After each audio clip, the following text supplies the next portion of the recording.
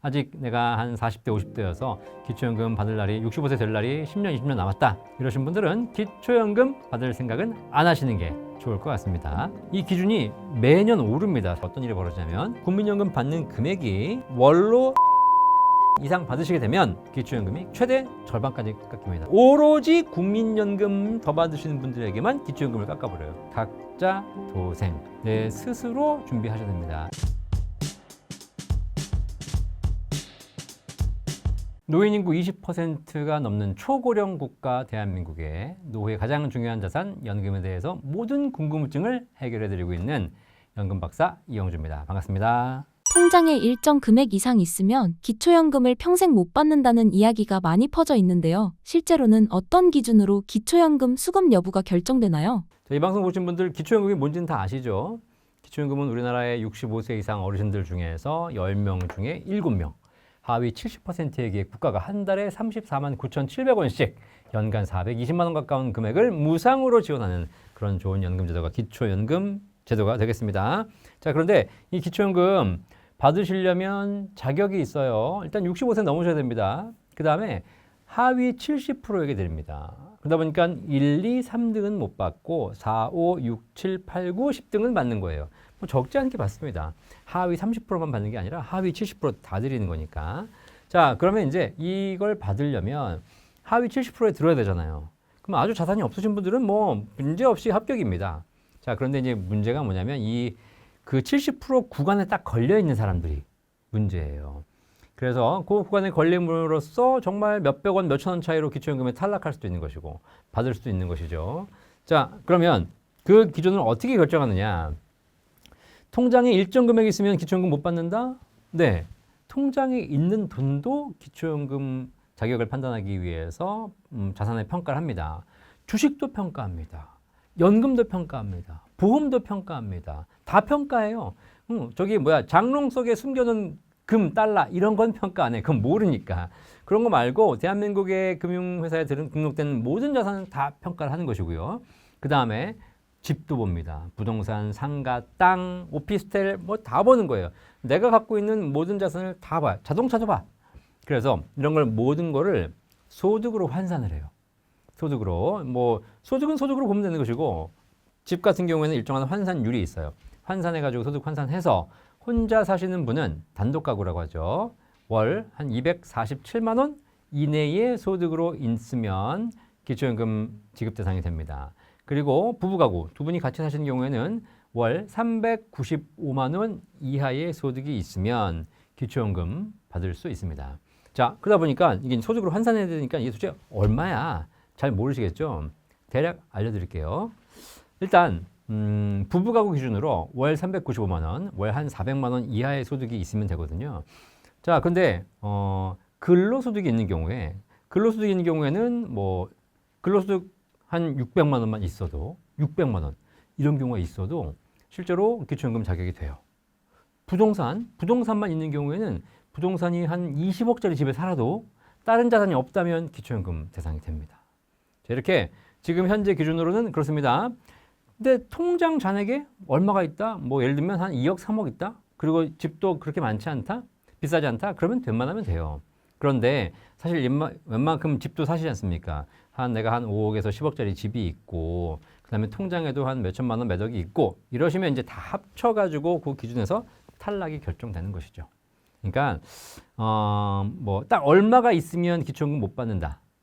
이렇게는 우리가 얘기하긴 그렇지만 대략적으로 감안했을 때 평균적인 한 5억, 10억대 집에 살면서 뭐 금융자산 한 3, 4억 정도 있으면 기초연금 받습니다. 근데 그걸 좀 넘어가시는 분들은 좀 고민해 보셔야 된다. 그리고 소득이 좀 많으신 분들로 탈락할 가능성이 높죠. 요즘은 국산차도 4천만 원이 넘는 경우가 많은데 고가 차량 한 대 때문에 기초연금에서 탈락하는 사례도 실제로 많습니까? 여기서 굉장히 중요한 그거예요. 하위 70%를 드린다. 그건 굉장히 그냥 명쾌합니다. 그러니까 당신이 가지고 있는 모든 자산 평가해가지고 딱 기준에 의해서 하위 70%가 되면 주는 거고 그 이상이면 못 받는 거잖아요. 자, 그런데 좀 애매하게 억울한 게 있어요. 이게 바로 뭐냐면 자동차하고 회원권 이 두 가지가 되게 애매해요. 이게 무슨 얘기냐? 자동차는 만약에 내가 한 2, 3천만 원짜리 그냥 소형 자동차를 탄다. 그럼 이 자동차도 재산에 포함합니다. 근데 그걸 이제 내가 소득으로 환산하기 위해서 여러 가지 룰에 의해서 한 3천만 원짜리 자동차를 탄다? 그러면 한 10만 원 소득이 있는 걸로 봐요. 뭐 그러면 소득 기준이 390만 원이니까 차가 39대가 있어도 다른 거 없으면 받을 수 있는 거잖아요. 그죠? 그러니까 뭐 자동차 한 대 가지고 기초연금 받냐 못 받냐를 결정하는데 큰 영향이 없어요. 그런데 문제가 뭐냐면 4천만 원이 넘으면 안 돼요. 내가 요즘은 뭐 4천만 원짜리면 좀 비싼 차 아니야 라고 하시겠지만 그냥 일반 중형차에다가 옵션 몇 개 넣으면 4천만 원 넘어가거든요. 4천만 원 이상이 되는 차를 한 대를 사시는 순간 기초연금 탈락. 무조건 탈락. 아시겠죠? 그러니까 나는 좀 이렇게 좋은 차 한번 타보겠다고. 물론 이제 자산이 없는 사람들이 받는 거니까 기초연금은 진짜 없으신 분들은 아니냐라고 했는데 아까 말씀드렸지만 소득이 한 달에 3, 400 있고 집도 한 10억 돼도 받는다니까요. 이런 분들이 중형차인데 못 걸려? 근데 4천만 원짜리 차 이상을 사시게 되면 탈락이니까 이거 반드시 여러분이 잘 하셔야 돼요. 괜히 내가 아무 생각 없이 차 샀다가 기초연금 못 받습니다. 그런데 한 가지 또 아셔야 될 점은 뭐냐면 4천만 원짜리 차를 샀어요. 자, 그런데 올해 탈락이에요. 내년에는 괜찮아요. 차가 감가가 되잖아요. 그래서 이 차량 가격은 실제 차를 샀을 때 신차 가격을 얘기하는 것이 아니라 매년 시간이 지나면서 감가된 가격을 얘기하는 겁니다. 그럼 예를 들면 내가 제네시스를 사고 싶어. 제네시스라는 차는 뭐 한 6천만 원, 7천만 원 하잖아요. 그죠? 근데 이거 한 5년 된 걸 사. 그럼 감가가 돼가지고 3,500만 원이야. 이런 차는 괜찮습니다. 아시겠죠? 자, 그래서 이렇게 4천만 원 넘는 차를 사지 않도록 여러분이 유의하셔야 됩니다. 그리고 또 하나가 바로 뭐냐면 이제 회원권이에요. 이게 사실 좀 더 억울해. 회원권, 골프장 회원권. 이런 거는 돈 많은 사람들이 있는 거잖아요. 그런 사람들은 당연히 기초연금 못 받아야지. 무슨 골프장 회원권이 있는데 기초연금이야. 라고 얘기하시는 거 아주 당연한 이야기입니다. 그런데 문제가 뭐냐? 골프장 회원권이 있으면 억울하지 않지, 내가. 근데 그 회원권 말고, 콘도 회원권. 그것도 무슨 뭐 정말 고급 리조트가 아니라 한 이제 10년, 20년 전에 내가 노후를 보내야 되는데 노후에 이렇게 서울 경기에서 사는 건 너무 공기가 안 좋아. 그렇다고 지방 가서 내가 살 수는 없고 그러니까 서울에 살면서 주말이나 좀 연휴 때 저기 콘도 가가지고 내가 좀 이렇게 자연을 벗삼아서 며칠 쉬다 오겠다. 그래가지고 그렇게 하려면 내가 뭐가 필요하지? 라고 봤더니 주변에 저기 뭐 강원도라든가 뭐 지방의 좋은 곳에 리조트, 콘도 회원권을 분양합니다. 사신 분들이 계셔. 그죠? 그 비싼 것도 아니야. 뭐 몇 억짜리도 아니고 그냥 1,000만 원, 2천만 원짜리. 그냥 뭐 1년에 좀 이용하면서 조금 싸게 이용할 수 있는 회원권 이런 걸 사신 분들이 계십니다. 그죠? 이것도 회원권이에요. 그 1,000만 원짜리 회원권 그거 지금까지 가지고 계시지 않습니까? 그것 때문에 기초연금 탈락. IMF 이후 가장 땅값이 싼 지금 토지에 투자하지 않으면 평생 후회합니다. 매물 찾는 법부터 농지연금까지 모두 알려드리겠습니다. 선착순으로 모집하니 절대 놓치지 마세요. 자, 1,000만 원짜리 회원권 가지고 계시는 분들은 기초연금 만약에 자격을 판정할 때 월 1,000만 원 소득 있는 걸로 봅니다. 연간 1,000만 원이 아니고 1,000만 원짜리 회원권 가지고 있는 사람은 그냥 월 1,000만 원 소득 있는 걸로 봐요. 무슨 얘기야? 회원권 있으면 끝! 안 된다는 얘기예요. 사지 마라. 근데 그 회원권 그럼 내가 이용이나 할 수 있냐? 그렇지도 않아. 지금 가보면 지금 다 무슨 뭐 아무도 안 가고 거의 다 문 닫고 있고 폐업하고 있고 뭐 이런 거잖아. 그냥. 근데 이거 팔고 싶어. 팔리지도 않아. 누가 사줘야지. 네. 그러니까 이러지도 저러지도 못하고 회원권은 갖고 있는데 그것 때문에 기초연금 탈락되시는 분들이 가끔 계신다. 자, 여기서 말씀드리고 싶은 이유는 뭐냐. 기초연금 받고 싶으면 정말 자산 관리를 좀 제대로 하셔야 된다. 어설프게 조금 좀 한번 살아보려고 폼 잡으려고 회원권 사고 4천만 원 이상짜리 차를 사시는 순간 월 34만 9,700원 곱하기 12달 포기하셔야 되는 거예요. 그죠? 이거 뭐 얼마 아니라고요? 얼마 아니신 분들은 기초연금 안 받는 게 낫지. 근데 중요한 건 노후에 국가가 공짜로 주는 35만 원 받으셔야죠. 네. 그러려면 괜히 그냥 폼 잡느라고 비싼 차, 회원권 이런 건 눈독도 들이지 마셔라. 그죠? 네. 그래서 이런 거 하지 마시고 잘 자산 유지하셔서 기초연금 받으시길 바라겠습니다. 반대로 노인 일자리를 하거나 근로소득이 생기면 괜히 일했다가 기초연금이 끊긴다는 걱정을 많이 하시는데요. 실제로 근로소득은 어느 정도까지 영향을 주는지 오해가 많은 부분을 짚어주신다면요. 자, 좀 전에 그 소득 환산액이 일정 금액 이하면 기초연금 받을 수 있지만 이걸 넘으면 못 받는다 그랬잖아요. 그래서 실제로 소득은 소득으로 그냥 봅니다. 그런데 근로소득 같은 경우에는 조금 기준을 완화해 줬어요. 그러다 보니까 한 달에 100만 원 뭐 임대소득이 있어요. 그럼 100만 원 소득이 있는 걸로 보는 겁니다. 그런데 한 달에 100만 원 근로소득이 있는 경우, 근로소득이 있는 경우에는 사실상 대부분 공제해 줍니다. 이게 어떻게 하냐면 자기의 근로소득이 있으면 거기서 일단 한 110만 원이가 매년 달라지는데 그 금액 공제해 주고 그리고 나온 금액의 70%만 잡아줘요. 그러면 한 300만 원 근로소득이 있는 경우에는 거기서 100만 원 빼면 200이잖아요. 70% 잡으니까 한 130, 40만 원밖에 안 잡아주는 거예요. 그러니까 근로소득은 굉장히 유리한 겁니다. 그죠? 자, 그러다 보니까 어떤 일이 벌어지냐. 아까 부부가구 기준으로 월소득 395만 원, 400만 원 이하이면 기초연금 받을 수 있다고 되어 있죠.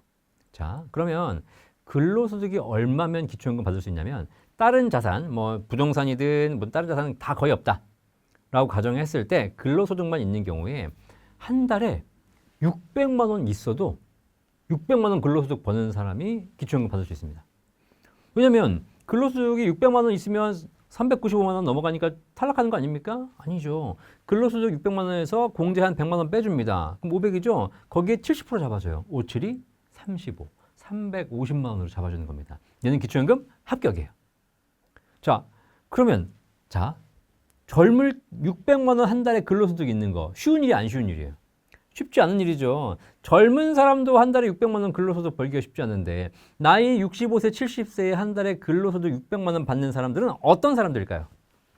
이분들은 대기업 임원 출신의 그죠? 뭐 저기 이제 할 일은 없지만 그냥 임원 출신이시니까 저희 회사에 한번 고문 좀 해주십시오라고 해서 그냥 출근도 대충 하면서 그냥 고문료 이런 거 받는 사람들, 이런 사람들이 근로소득으로 600만 원, 700만 원 받는 사람인데 이런 사람들이 다른 자산이 물론 있겠지. 하지만 없다면 이분은 기초연금 받을 수 있는 거예요.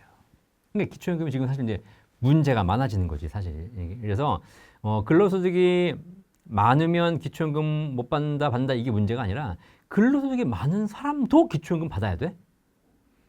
지금 우리 사회가 이런 게 지금 문제가 생기고 있는 겁니다. 그래서 이런 분은 하루빨리 좀 개선이 필요해요. 초고령 사회로 들어가면서 기초연금 재정 부담이 계속 커지고 있습니다. 앞으로는 지금처럼 넓게 지급하는 방식이 유지될지 아니면 정말 필요한 분들 중심으로 제도가 바뀔 가능성이 큰지 궁금합니다. 자, 아주 중요한 질문입니다. 우리 방송 보시는 분들 중에서 다 이제 50대, 60대실 텐데 지금 기초연금 제도가 있으니까 나도 노후에 기초연금 받겠지라는 생각하시면서 하위 70%니까 웬만하면 받겠지. 또 그걸 기대하시는 분도 계십니다. 사실 기초연금이라는 게 말 그대로 기초잖아. 기초. 그러면 정말 어려우신들, 기초생활수급 하시는 분들, 이런 분들을 위해서 드려야 된다는 제도의 취지가 그거잖아요. 이름이. 그죠? 근데 요즘은 보니까 강남에도 기초연금 받으려고 막 난리야, 사실. 아니, 돈이 있는데도 불구하고 기초연금 받으려고. 그러니까 재정이 지금 고갈되고 있는 겁니다. 그죠? 자, 그런데 이런 문제가 왜 생기는지 알려드릴게요. 기초연금이 처음 제도가 생겼던 2008년, 지금으로부터 한 20년 전에는, 그때는, 이제 우리 사회가 고령화되기 시작하면서 본격적으로 은퇴하시는 분들이 늘어나기 시작하는 거예요. 근데 이분들이 딱 보니까 은퇴하고 나서 보니까 연금이 있어, 없어? 없잖아요. 사실 우리나라는 공무원들은 공무원 연금 제도가 1960년부터 생겼어요. 그러니까는 1960년부터 직장 생활 3, 40년 하신 분들은 2000년에 은퇴해도 연금이 충분한 거예요. 40년간 연금을 준비해 왔으니까. 그렇죠? 근데 국민연금은 언제 시작됐냐면 88년도에 시작됐어요. 2000년에 은퇴를 했는데 이제 연금 준비 10년밖에 못 한 겁니다. 그러니까 이분 대다수의 국민들이 은퇴를 했는데 연금이 없어. 국민연금 제도가 시행된 지가 얼마 안 됐기 때문에. 그러니까 이분들이 노후가 힘들어. 국가가 이분들을 지원해주기 위해서 어떻게 방법이 없을까. 그래서 일정한 좀 어려우신 분들에게 한 달에 연금을 지급하자라고 해가지고 기초연금 제도가 도입된 거예요. 그랬죠. 자, 그런데 그 20년 전에 비해서 지금까지 쭉 시간이 늘어나면서 우리 그 어르신들, 노인들의 자산 수준이 올라가고 있어요. 우리가 뭐 아시다시피 7, 80년대는 다 못 살았잖아요. 그 당시에는 하위 70%는 완전히 못 사는 사람들이었어. 근데 지금은 다 잘 살아. 그러니까 하위 70% 해도 웬만큼 사는 사람들이 들어오는 겁니다. 그죠? 그래서 점점점 기초라는 의미가 퇴색되고 있는 거죠. 또 하나 문제가 뭐냐면 그 당시에는 국민연금을 제대로 준비하지 않은 사람들이, 가입기간 짧은 사람들이 노후에 들어왔기 때문에 이분들을 위해서 기초연금 필요했어요. 근데 지금 20년 지나고 보니까 이제 지금 은퇴하신 분들은 국민연금을 다 30년 이상 가입해 오신 분들이에요. 88년부터 98년, 08년, 18년 해가지고 뭐 거의 한 36년, 38년 정도 국민연금을 다 준비해 오신 분들이에요. 이분들은 지금 은퇴했을 때 국민연금만으로 못해도 150에서 200만 원 받으시는 분들이에요. 자, 기초적인 연금 준비가 준비되신 분들이에요. 자, 이렇게 생각하시면 돼요. 기초연금은 선발투수. 여러분 야구 좋아하시죠? 야구를 시작하면서 이제 처음에 시작하면 선발투수가 나오잖아요. 선발투수가 던지지 않습니까? 던져. 근데 얘가 1회부터 9회까지 다 던져? 그렇지 않죠. 1회부터 한 5회, 6회까지 초반에 딱 이렇게 점수 막아주고 나면 그 다음에 이제 불펜에서 누가 나와? 구원 투수라든가 뭐 이렇게 투수 나와가지고 마지막까지 해서 이제 이기는 거 아닙니까? 그렇죠? 근데 이 뒤에 불펜이라든가 구원 투수가 나오기 전까지 선발 투수가 잘 끌어줘야 될 거 아니야.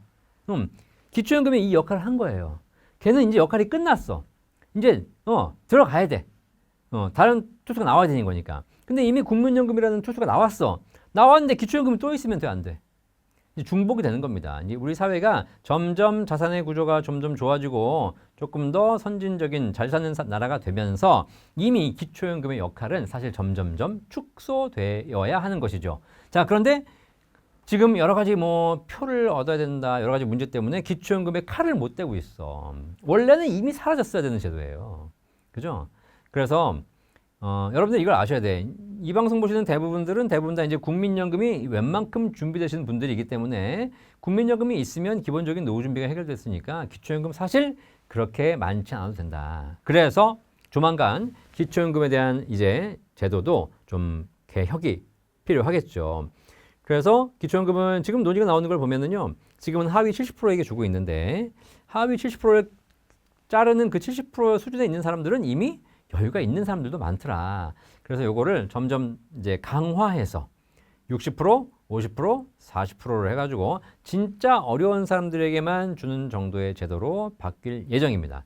이거 뭐 제가 뭐 국회의원이 아니기 때문에 이래라 저래라 얘기는 못하겠지만 어쨌든 구조적으로 기초연금은 이제 뭔가 나가야 될 때가 됐다.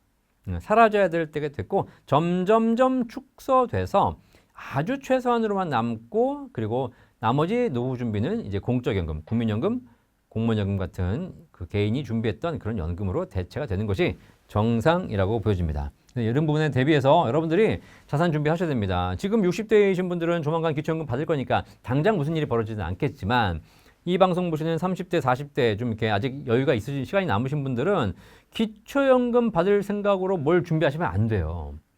여러분들이 연금 받게 될 10년, 20년 후에는 기초연금이 지금보다 무조건 줄어들 것이고 조금 더 과장돼서 얘기하자면 없어질 가능성도 있다는 겁니다. 아시겠죠? 그리고 제가 하나 말씀드릴게요.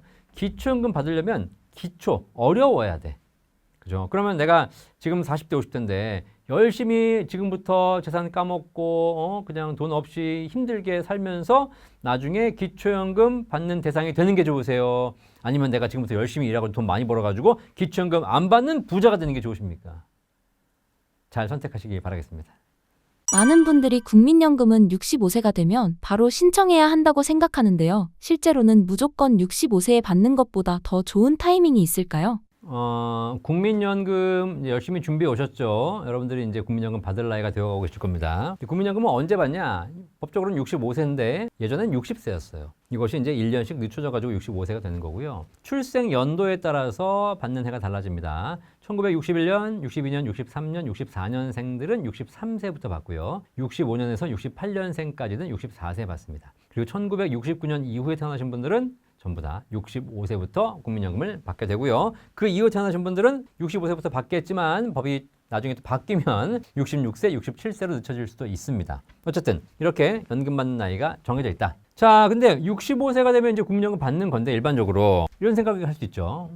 내가 꼭 65세 받아야 되나? 그거보다 먼저 받고 싶은 사람도 있고 또 늦춰 받고 싶은 사람도 있을 거 아닙니까? 그래서 국민연금은 제도 중에 뭐가 있냐면 국민연금을 늦춰 받을 수 있는 연기연금 제도가 있고 국민연금을 당겨 받을 수 있는 조기수령 제도가 있어요. 그래서 최대 5년까지 늦춰 받을 수 있고요. 최대 5년까지 일찍 받을 수 있어요. 그러면 65세에 내가 정상적으로 연금을 개시한다라는 나이라고 계산한다면 나는 5년 늦춰서 70세부터 받을 수 있는 것이고 5년 당겨서 60세부터 받을 수 있는 겁니다. 어떤 거 아시겠습니까? 만약에 늦추나 빨리 받으나 연금액이 똑같다면 당연히 빨리 받아야죠. 늦게 받는 놈이 바보죠. 일찍 받아야 됩니다. 그런데 국가가 그렇지 않죠. 국가가 늦춰 받는 사람에게는 1년 늦출 때마다 7.2%씩 연금액이 올라가도록 만들었어요. 늦게 받는 사람은 더 많은 연금액을 받을 수 있도록 해놓은 거죠. 반대로 일찍 받는 사람은 일찍 받기 때문에 더 유리하잖아요. 그분들에게는 1년 일찍 받을 때마다 6%씩 감액되도록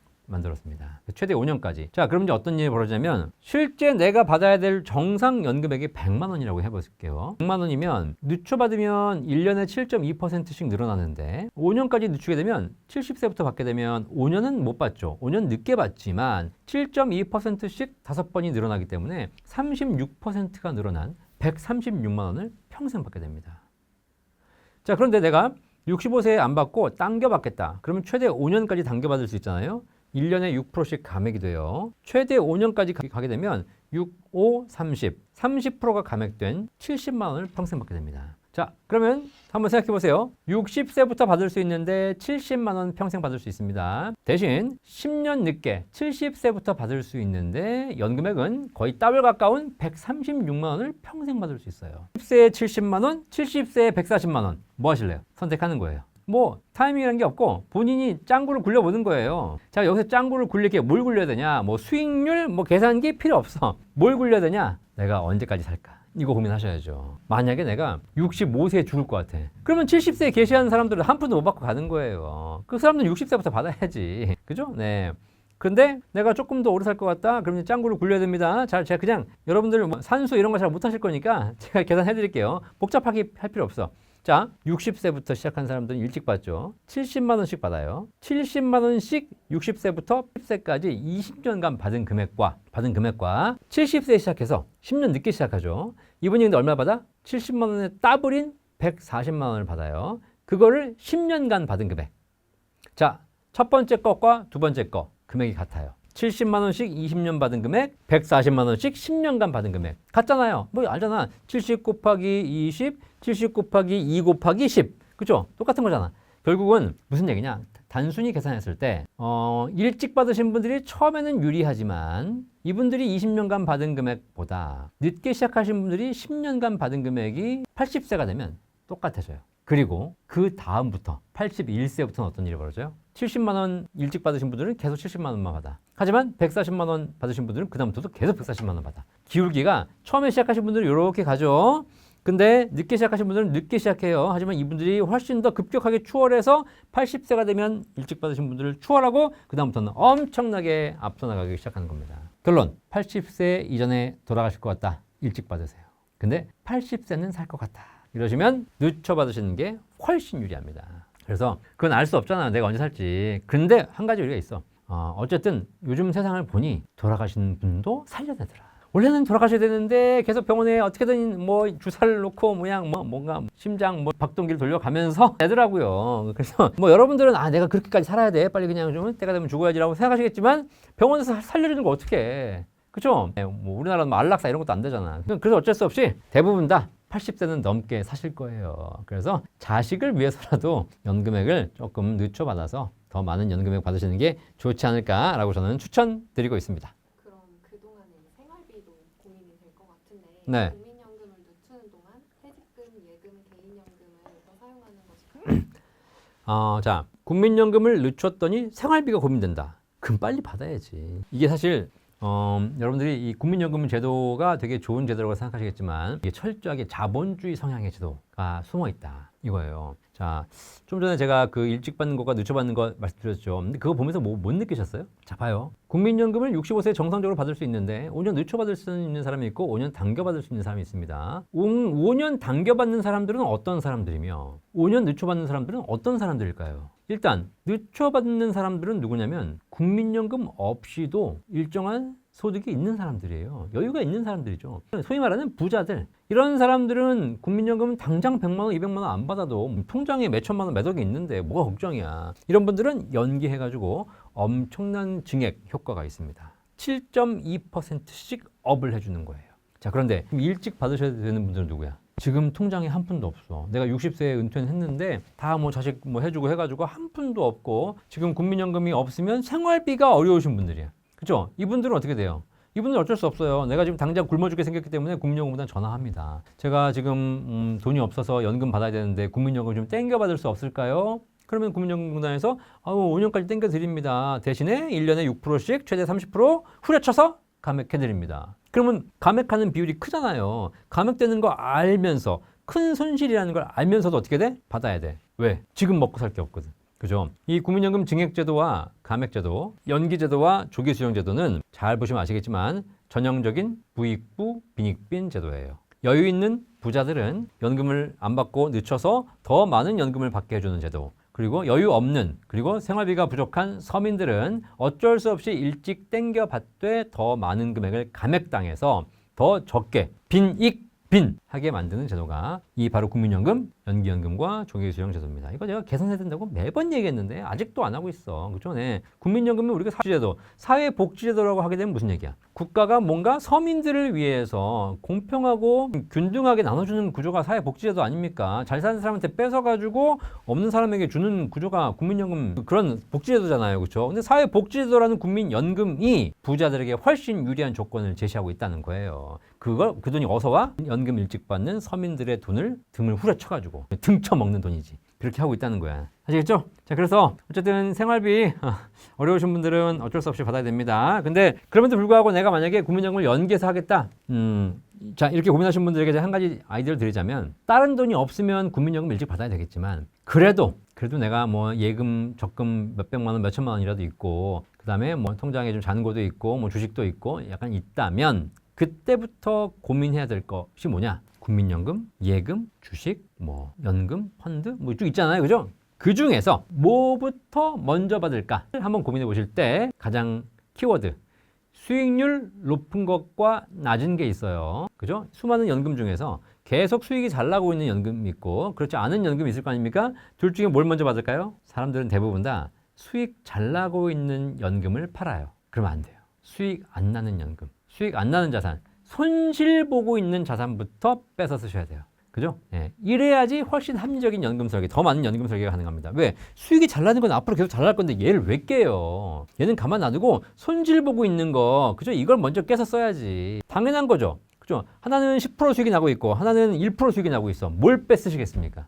10% 잘 나가고 있는 거 건드리면 안 되고 1%좀 뺐어야 되잖아요. 그렇죠? 그러면 얘는 계속 수익이 날 거 아니야. 국민연금이 1년에 7%씩 업그레이드가 해줘요. 얘는 일찍 깨면 안 돼. 최대한 5년 늦춰서 받는 겁니다. 내 통장에 있는 예금은 2%밖에 안 돼. 얘를 뺐어야지. 이 예금 놔두고 왜 국민연금을 뺐으냐고. 국민연금은 연기하고 얘를 뺐쓰는 거예요. 이해되시죠? 자, 다 이해되셨어? 근데 실제는 이렇게 다 못해. 이거 왜 그런지 알려드릴까요? 자, 여러분 대부분 주식하시잖아요. 자, 주식하는데 내가 주식 종목이 10개가 있는데 주식 종목 중에 5개는 수익이 나고 5개는 손실 나고 있어. 그쵸? 얘는 지금 막 10%, 20%, 30% 수익이 나고 있고 밑에는 막 10%, 20% 마이너스가 나고 있어. 그쵸? 자, 그럼 사람들은 대부분 어떻게 할까? 대부분 다. 자, 여기서 손실 나는 거잖아요. 손실 나는 종목은 좋은 종목이야? 안 좋은 종목이야?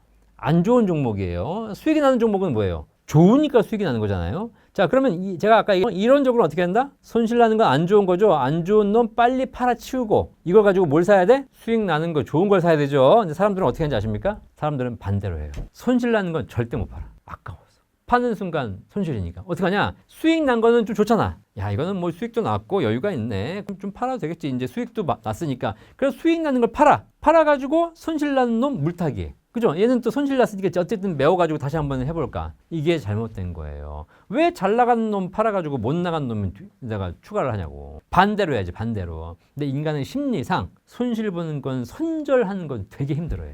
아시겠죠? 네. 주식도 연금도 똑같아요. 원리대로, 원칙대로 손실 나고 있는 것, 수익이 덜 나고 있는 자산, 이런 것부터 빨리 손절, 빨리 쓰시는 게 가장 합리적인 전략이고 수익이 잘 나는 것은 오히려 더 장기적으로 보유하는 것이 방법입니다. 연금도 활용하시길 바라겠습니다. 26년 국민연금 개혁과 함께 추후납부를 올해 안에 꼭 확인해야 한다는 이야기도 많습니다. 추납이 정확히 무엇이고 왜 지금이 가장 중요한 시기인가요? 국민연금 추납제도 들어보셨을 거예요. 이 추납제도가 사람들이 추가납부라고 알고 계신 분들이 간혹 계신데 틀린 내용입니다. 국민연금은 추가납부가 아니고 추가적으로 못 내요. 국민연금은 추후납부가 가능해요. 추후납부라는 게 뭐냐면 추후, 말 그대로 과거에 못 낸 거를 추후에 낼 수 있게 해주는 제도입니다. 자, 이런 추후납부제도 여러분 일반 개인 금융자산에서는 전혀 찾아볼 수 없는 제도입니다. 아니 지나간 건 지나간 거지 지나간 걸 왜 지금 내게 해줘? 끝인 거지. 예를 들면 지금 삼성전자 주식이 20만 원인데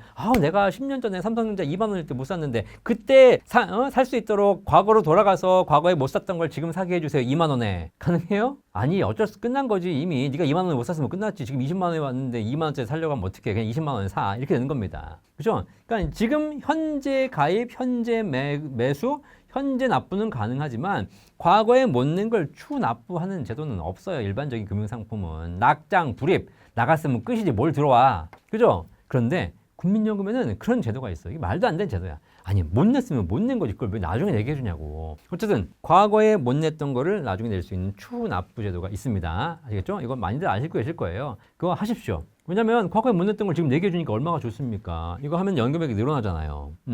그래서 지금 국민연금 추후납부를 굉장히 많이 하셨어요. 그래서 이걸 채우고 나면 연금액이 많이 올라갑니다. 그죠? 자, 그러면 추후납부는 어떻게 하는 거냐면 이번 달 보험료 곱하기 과거에 못 낸 기간 하는 겁니다. 내가 과거에 못 낸 기간이 50개월이야. 근데 이번 달 내는 보험료가 10만 원이야. 그럼 10만 원 곱하기 50개월 해가지고 한 500만 원 추후납부 하시면 되는 거고요. 이번 달 보험료가 높으신 분들은 더 많은 보험료를 내시면 됩니다. 그러면 연금액이 그만큼 또 올라갑니다. 좋죠? 자, 그런데 그럼 추후납부는 언제 해야 되냐? 언제? 사실 작년, 재작년까지만 해도 추후납부는 미리 하지 마라. 미리 하지 말고 연금 추후납부는 언제 되냐면 지금도 할 수 있고요. 내가 과거에 못 낸 기간을 지금도 할 수 있고 내년에도 할 수 있고 후년에도 할 수 있고 연금 받기 전날까지만 하면 돼요. 65세 전날까지만 추후납부를 결정하면 되는 겁니다. 하면 되는 거예요. 자, 그러니까 그럼 어차피 똑같이 몇 천만 원 내는 건데 내가 지금 뭐 미리 할 필요가 있나? 나중에 천천히 하면 되지? 라는 생각으로 하셔도 됐었어요.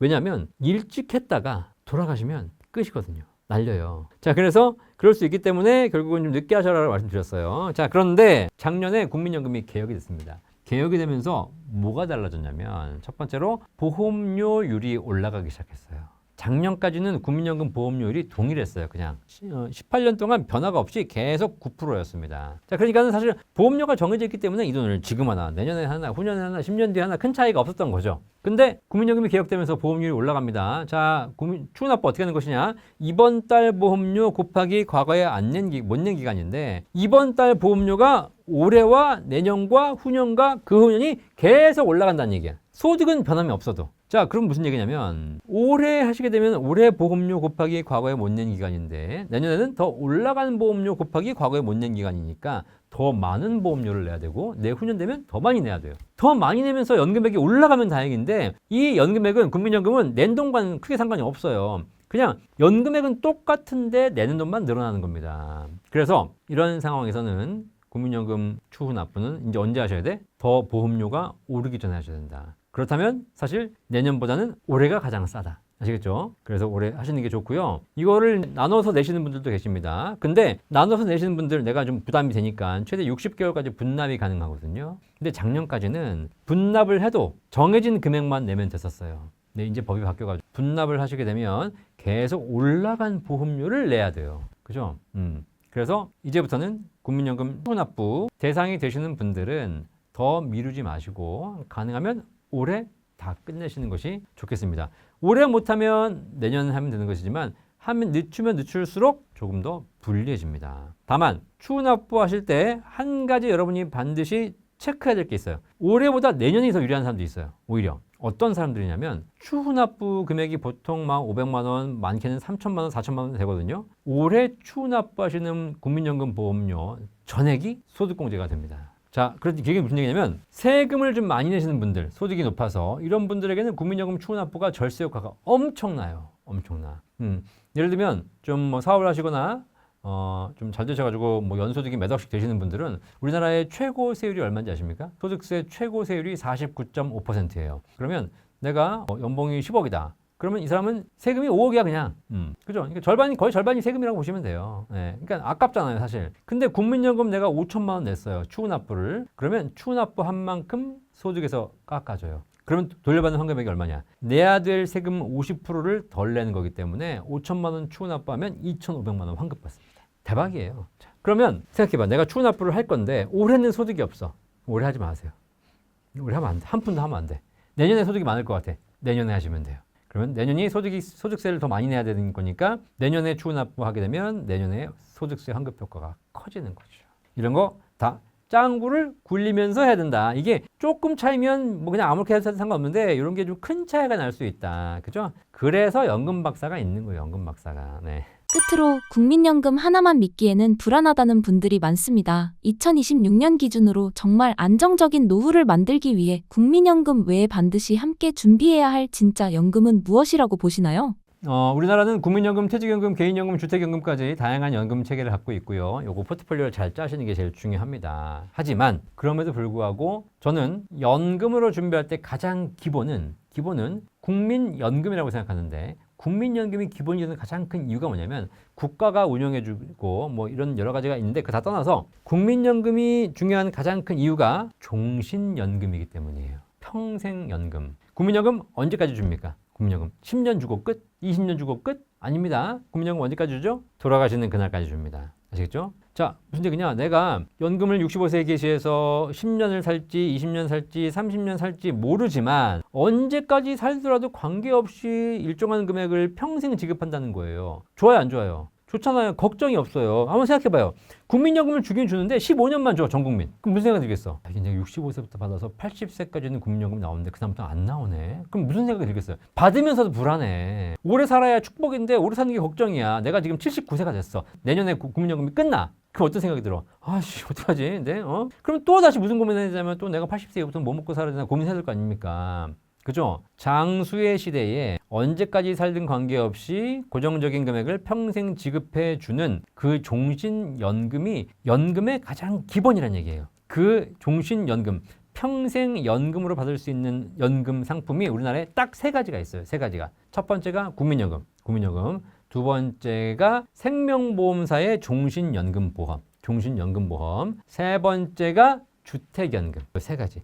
요 세 가지만 종신 지급형이 있습니다. 나머지 은행에서 파는 연금 저축이라든가 증권사의 연금 펀드 이런 상품들은 전부 다 종신 지급형이 불가능한 상품이에요. 물론 내가 찔끔찔끔 아껴 써가지고 어떻게든 뭐 종신을 만들 수는 있겠지만 그럼 무슨 문제가 생기냐면 항상 짱구로 굴려야 돼. 내가 내년은 살겠지? 그럼 올해는 좀 더 뺐을까? 이게 내가 조만간 죽을 것 같은데 빨리 뺐을까? 뭐 이런 짱구를 굴려야 되고 올해는 수익이 안 났으니까 좀 적게 뺐어야 되나? 내년에 수익이 많이 났으니까 좀 많이 뺐을까? 이런 거를 나이 80, 90이 돼가지고도 계속 그러고 살아야 돼. 미쳐. 대가리 아파요. 나이 들면 그러시면 안 돼. 그러면 더구나 지금 나이도 정신도 오락가락 치매 앞두고 있는데 되겠어요? 안 되지. 그러니까 우리가 늙어보지 않고 나서 자꾸 얘기하면 안 돼요. 제가 연금에 대해서 항상 하는 얘기가 있어요. 연금은 누구한테 물어봐라? 어떤 연금이 좋은지, 어떻게 준비해야 되는지 연금은 연금 받는 사람에게 물어봐야 돼요. 지금 연금 받고 있는 사람한테 물어봐야 돼. 미국 여행 갈 때 미국에 대해서 누구한테 물어봐야 돼? 미국 갔다 온 사람한테 물어봐야지. 미국 간 적도 없는 사람한테 물어보면 어떡해. 그죠? 똑같이 연금은 연금 받아본 사람에게 물어봐야 됩니다. 근데 연금을 누구한테 물어보냐면 연금 준비하면서 연금 받아본 적도 없는 30, 40대의 금융 전문가한테 물어봐. 걔네들이 노후를 어떻게 알아? 늙어봤어? 연금 한 푼도 받아본 적도 없는 애들. 머리에 피도 안 마른 애들. 그런 애들이 연금 모른다고. 거기다 물어보지 마라. 그런 젊은 애들 물어보면 다 뭐라고 하냐면 수익률 얼마 내셔야 됩니다. 수익률 얼마 내고 뭐 배당 받아야 됩니다. 이런 얘기 하는데 우리나라 70대, 80대 노인 중에서 배당 받아서 연금으로 사는 사람이 어디 있어요? 한 명도 없어. 이론적으로는 가능하지. 실제 7, 80대면 그거 안 된다고. 안 돼. 그죠? 그래서 뭐 그런 연금이 배당, 이런 펀드 좋습니다. 다 좋은데 기본적으로 국민연금, 종신연금, 주택연금 요 세 가지를 깔아놓고 그 위에다가 플러스 알파로 연금을 준비하는 거다. 이렇게 설계가 되어야 여러분 노후가 안정적으로 유지될 수 있습니다. 제 말이 안 믿기신 분들은 그냥 듣지 마세요. 그리고 나중에 70대 되면 그때 가서 후회할 거야. 내가 연금 박사 말을 들을 걸. 그렇죠? 귀 있는 자는 들을지어다. 요즘 기초연금이 사실상 폐지된다는 이야기가 많은데 실제로 제도가 없어지는 건지 아니면 기준이 더 까다로워지는 건가요? 지금 기초연금 제도는 이번에 뉴스들 많이 보셨겠지만 사실 하위 70%에게 드리는 건데 그 하위 70%에 걸리신 분들 중에서 소위 말하는 서민이라고 볼 수 없는 돈이 좀 있으신 분들도 들어오게 됩니다. 왜냐하면 전체적인 노인들의 자산 구조가 올라가다 보니까 하위 70%가 예전에 비해서는 똑같은 70%지만 여기 계신 분들이 훨씬 더 여유로워졌다는 거예요. 그러다 보니까 기초연금이라는 말이 이제 무색해지는 거죠. 진짜 어려우신 분들에게 드리는 것이 아니라 돈이 있으신 분들도 받게 되는 것이다. 그러면 그분들이 기초연금 받아가지고 뭐 하겠습니까? 진짜 필요한 생활비 쓰는 게 아니라 야 기초연금 받아서 골프 한번 치자. 뭐 이런 얘기도 가능한 거예요. 그렇죠? 자 그렇다 보니까 이 기초연금이 점점점 축소되는 것이 맞는 것이고요. 실제 정부에서도 그런 부분 논의하고 있습니다. 그래서 지금 이제 기초연금을 70%를 드리고 있는데 요거를 조금 더 강화해서 50%나 40%만 드리자. 그리고 오히려 그 40% 하단에 있으신 분들에게 더 많이 드리자. 이런 얘기를 하고 있어요. 그래서 기초연금 제도는 아무래도 점점 더 축소, 폐지까지는 안 되겠지만 축소될 가능성이 높으니까 혹시 방송 보시는 분들 중에서 당장 이제 65세가 돼가지고 기초연금 받을 준비하시는 분들은 받으실 수 있겠지만 아직 내가 한 40대, 50대여서 기초연금 받을 날이 65세 될 날이 10년, 20년 남았다. 이러신 분들은 기초연금 받을 생각은 안 하시는 게 좋을 것 같습니다. 2026년 기준으로 기초연금을 받으려면 정확히 어떤 조건을 충족해야 하나요? 기초연금 받는 조건은 소득 하위 70%에 들어야 되는데요. 이 기준이 단독 가구는 월 247만 원 이하의 소득 환산액이 있어야 되는 것이고 부부 가구는 월 395만 원 이하의 소득 환산액이 있어야 됩니다. 자, 이것이 작년에 비해서 8.3%가 올랐어요. 이 기준이 매년 오릅니다. 조금씩. 이게 왜 오르겠습니까? 70%가 작년에는 69% 주고 올해는 70% 주고 내년은 71% 주고 내년은 73% 주고 이런 게 아니에요. 기준은 똑같이 변함없이 몇 년 동안 계속 70% 하위 70%에게 드리는 거예요. 근데 이 전체 우리 어르신들의 자산 구조나 소득이 점점 하향한다면 이 기준도 다운되겠죠. 근데 이게 점점 올라가고 있다는 겁니다. 생각해 보십시오. 작년에 부동산 값 올랐지 않습니까? 지금 정부에서 막 제어하고 있지만 지난 몇 년 동안 부동산 가격이 계속 올랐어요. 무슨 얘기죠? 부동산 갖고 있는 사람 누구야? 20, 30대가 아니에요. 전부 5, 60대, 7, 80대지. 그러니까 이분들의 자산이 가만히 있는데 증가하고 있다는 겁니다.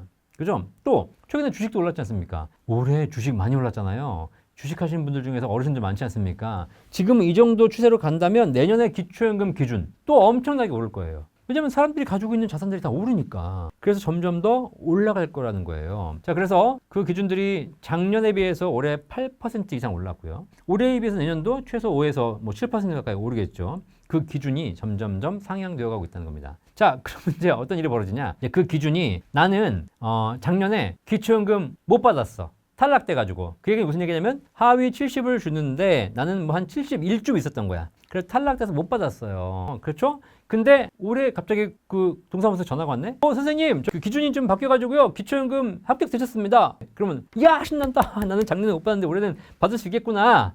라고 생각하시면서 얼른 가서 신청하실 거 아닙니까? 근데 이렇게 해가지고 올해 기초연금 당첨이 돼서 다시 받을 수 있는 분들 좋아하시면 안 돼요. 그죠? 슬퍼하셔야죠. 무슨 얘기예요? 우리나라 전체 어르신들의 자산 구조가 작년에 비해서 8% 이상 올라왔다는 거예요. 나는 뭐야? 나도 올랐어야지. 나도 올랐으면 나는 작년에 못 받은 거 똑같이 혹은 더 벌었다면 올해 또 못 받아야 돼. 근데 뭐야? 나는 받을 수 있게 됐어. 뭔 얘기예요? 나 혼자 지금 계속 감소하고 있다는 얘기입니다. 남들은 다 올라가고 있는데 이게 좋아할 일이 아니야. 슬퍼할 일이에요. 슬퍼할 일. 자, 그래서 기초연금 못 받다가 받게 된다고 좋아할 일이 아니라 내 자산이 지금 깎이고 있구나. 남들은 다 잘 살고 부자가 돼가고 있는데 나만 계속 이제 점점 어려워져 가고 있구나. 이런 생각 하셔야 됩니다. 기초연금 자꾸 받으려고 노력하지 말고 어떻게 하면 기초연금에서 내가 좀 빠져나올까. 삼성전자, SK하이닉스 이런 걸 좀 내가 일찍 샀었어야지. 그러면 작년까지는 기초연금 대상이지만 올해는 내가 지금 상속세 대상이 되는 건데. 그죠? 네. 자, 그랬을 텐데. 어쨌든. 자, 그래서 여러분들이 조금 더 조건은 앞으로도 계속 조금씩 상향이 되겠죠. 거기에 맞춰서 연금 받으려고 노력하지 마시고 기초연금 안 받으려고 노력하셔라. 아시겠죠? 특히 현금이 많으면 불리하고 집 한 채 가진 사람은 오히려 유리하다는 이야기가 있는데 왜 이런 구조가 생기는 건가요? 기초연금을 지급하는 기준 중에서 현금도 소득으로 평가하고 부동산도 소득으로 평가하고 소득도 소득으로 평가합니다. 그래가지고 기초연금 대상이 되냐 안 되냐를 결정하거든요. 그런데 여기서 현금과 부동산이 사실 두 개가 동일한 기준이 아니라 약간 기준이 달라요. 그래서 결론적으로 보면 부동산을 가진 사람이 더 유리합니다. 예를 하나 들어드릴게요. 10억짜리 부동산을 가지고 계신 분이 계셨어요. 집에 살고 있어, 10억짜리. 자, 근데 10억짜리 집에 살고 있으니까 기초연금이 어떻게 평가하냐? 10억짜리 집은 10억으로 평가하는 게 아닙니다. 당신 자산이 10억입니다 라고 평가하는 것이 아니라 당신 자산이 공시가격 기준으로 봅니다. 자, 그러면 10억짜리 집이면요, 공시가격은 한 6억, 7억밖에 안 돼요. 그 다음에 내가 그 집에 거주하고 있지 않습니까? 그럼 주거에 대한 공제를 또 한 1억 넘게 빼줍니다. 그러면 10억짜리 집에 살고 있어도 이 사람의 자산 평가는 한 5억밖에 평가를 안 하는 거예요. 그죠? 그런데 내가 그 10억짜리 집을 팔아서 캐시 현금을 쥐었어. 그러면 뭘로 평가해? 10억을 다 평가받아요. 그죠? 그러니까 똑같이 10억이 자산인데 부동산으로 있는 사람은 5억밖에 안 잡히기 때문에 이 사람은 기초연금 받을 가능성이 높아지고요. 근데 이거를 내가 현금으로 바꾸는 순간 통장에 10억을 그대로 평가받기 때문에 결국은 집이 똑같이 있는 사람에 비해서 재산이 더블로 평가받는 거예요. 제도가 이래요. 그러다 보니까 사실 부동산 가진 사람이 더 유리합니다. 어차피 부동산은 공시가격으로 평가하기 때문입니다. 뭐 지금 정부에서 부동산 팔아라, 부동산 가지고 있지 마라라고 얘기하는데 사실 우리나라의 모든 제도를 놓고 보면 부동산 가지고 있는 게 현금 가지고 있는 것보다 파는 것보다 훨씬 유리한데 어떻게? 그죠? 아니 뭐 세금 더 내더라도 부동산은 공시가격으로 평가하고 현금은 현금 그대로 평가하고 자산은 자산 그대로 평가하잖아요. 그러니까 이렇게 평가 기준에 있어서는 뭐 기초연금뿐만 아니라 대부분에 있어서 불리하다는 거예요. 그래서 저는 뭐 이런 부분에서 현실화가 필요하다. 현실화가. 그래야지 집 갖고 있는 것보다 집 팔아서 현금화하는 것이 더 유리하구나. 이런 생각이 들어야 팔 거 아니에요. 그죠? 근데 기초연금도 부동산 가지고 있는 게 훨씬 유리하다. 국민연금을 오래 낸 사람일수록 오히려 기초연금이 깎인다는 말이 있는데요. 열심히 냈는데 왜 손해보는 구조가 생긴 걸까요? 이것도 한번 좀 우리가 고민해봐야 될 주제인데요. 국민연금은 내가 낸 돈입니다. 내가 열심히 직장생활하면서 불입한 돈을 가지고 만든 거잖아요. 기초연금은 국가가 무상으로 주는 사회복지입니다. 별개의 개념이죠. 그러면 국민연금은 국민연금대로 받고 기초연금 대상이 되면 기초연금대로 받아야 되잖아요. 그죠? 근데 지금 현재 어떤 일이 벌어지냐면 기초연금 자격이 됐어요. 그 얘기는 내가 그렇게 소득이 많지 않은 하위 70%에 들어왔다는 얘기입니다.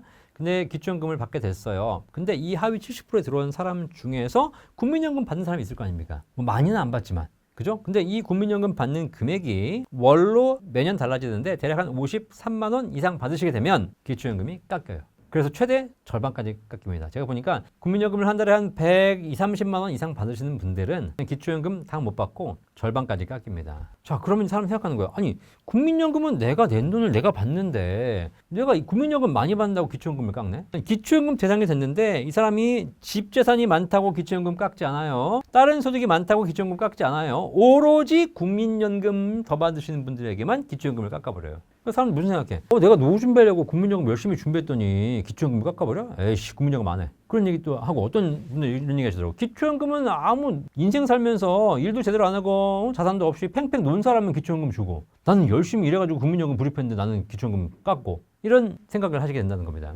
실제 제도가 이렇습니다. 자, 그런데 이런 제도의 사실 그 취지는 뭐냐? 기초연금도 복지제도입니다. 사회에 국가가 무상으로 주는 거죠. 근데 국민연금도 국가는 무슨 생각을 하냐? 국민연금도 국민연금의 일정 부분은 국가가 지원해주는 사회복지제도라고 생각을 해요. 그러다 보니까 이미 복지제도를 통해서 국민연금의 혜택을 받으시는 분이 기초연금도 받게 되면 복지가 중복되지 않느냐. 그래서 하나는 깎아야 된다라고 해서 기초연금을 깎는 겁니다. 자, 이 얘기인 즉슨 취지는 이해가 돼요. 그 취지를 대한민국 국민은 아무도 몰라요.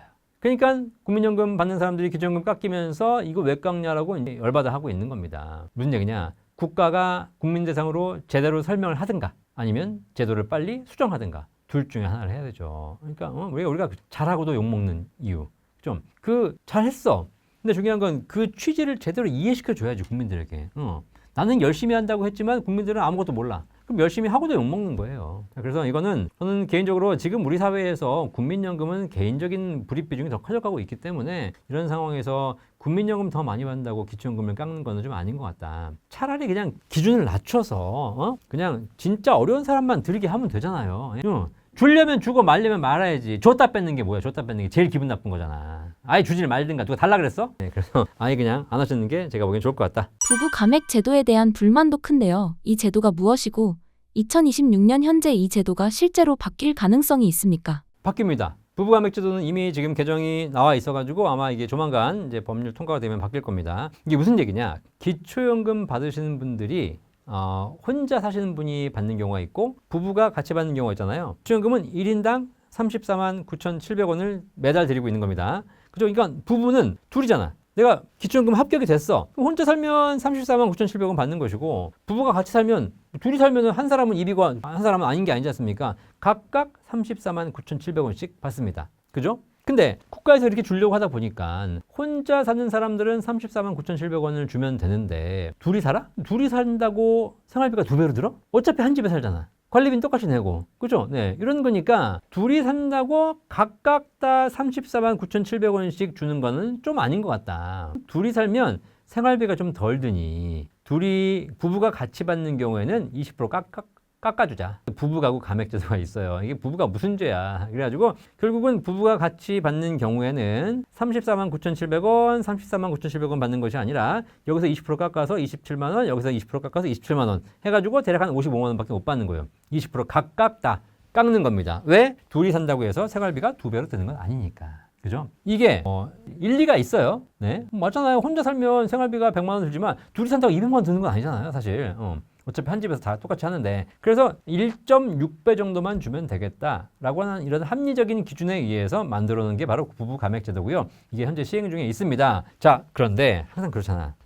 그렇게 제도를 만들어 놓으면 그 제도에 따라서 타당한 사람도 있지만 이 제도 때문에 정말 더 불리해지는 사람들이, 그 제도에 문제점이 있는 구간이 생기거든요. 자, 어떤 문제가 생겼냐. 우리가 좀 여유가 있어. 기초연금은 받고 있지만 그러면 사실 어떻게 돼요? 뭐 내가 받고 배우자가 받으니까 둘 다 좀 안 받고 20% 깎아도 어차피 크게 문제는 없는 사람들이 있어요. 그런데 저소득층으로 내려가면 갈수록 어떤 일이 벌어지냐. 저소득층으로 가게 되면요, 혼자 사는 것과 둘이 사는 것에 있어서 비용이 더블로 들어요. 왜냐면 저소득층으로 내려가면 내려갈수록 먹고 사는 비용이 제일 큽니다. 그죠? 먹고 사는 비용. 근데 먹고 사는 비용이 나 혼자면 100이 드는데 둘이 있다고 해서 150이 드는 게 아니잖아. 어차피 얘도 먹고 살아야 되잖아. 밥을 둘이 먹는다고 1.6끼만 먹어? 혼자 먹으면 한 그릇, 둘이 먹으면 1.6그릇 먹어? 그렇지 않잖아요. 그렇죠? 네.